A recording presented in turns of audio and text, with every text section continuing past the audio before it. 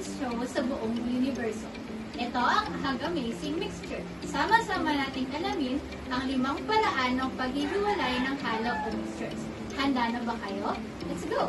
Ang mga sangkap na kailangan natin para sa Amazing Adventure ay glass, water, plastic bottle, oil, salt, pebbles, magnet, metal, sand, charcoal, food color, candle, cotton, and strainer.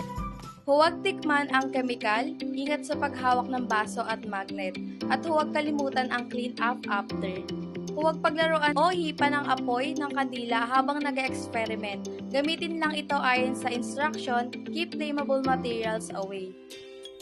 Ilapit ang magnet sa mixture ng buhangin at bakal. Mga bata, tingnan nyo ito. Kapag inilapit ang magnet, agad na didikit ang bakal.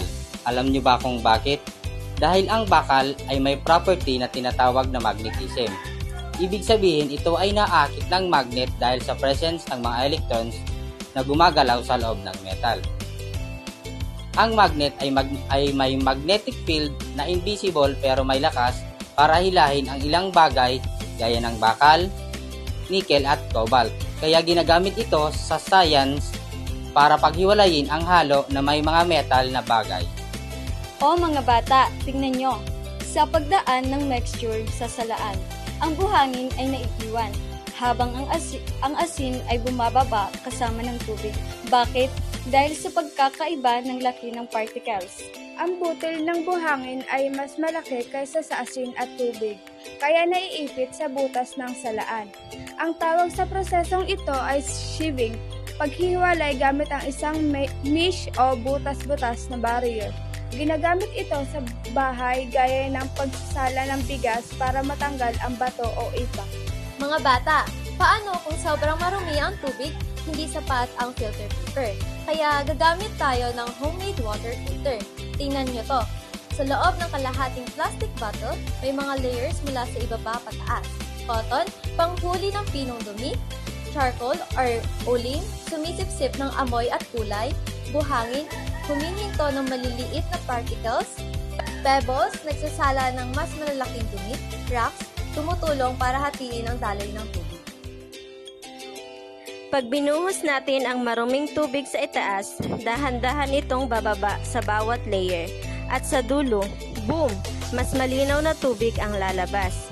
Ito ang tawag nating filtration using natural materials, isang amazing trick na ginagamit sa kalikasan, survival situation, at kahit sa bahay bilang emergency water cleaner. Mga bata, pansin nyo ito, kapag pinagsamang oil at water sa isang recycle bottle, makikita nyong magkahiwalay sila. Bakit kaya? Dahil ang oil ay mas magaan kaysa sa water, kaya ito ay lumulutang sa ibabaw. Sa decantation, maingat nating ibubuhos ang upper layer ng oil papunta sa isa pang baso, habang ang water ay may iwan sa bote. Gamit ang simpleng recycled bottle, natututo tayo kung paano paghiwalayin ang dalawang liquid na hindi naghahalo. Madalas itong gamitin sa kusina o sa paglinis ng maruming oil. Mga bata, tingnan nyo ito. May tubig na may food color tayo sa platito. Tapos, sa gitna ay may sinding kandila na natatakpan ng baso. Habang umiinit ang loob ng baso dahil sa kandila, ang tubig sa paligid ay unti-unting naiinitan at sumisingaw. Ang mainit na hangin ay nagpapabilis sa pag-evaporate ng tubig.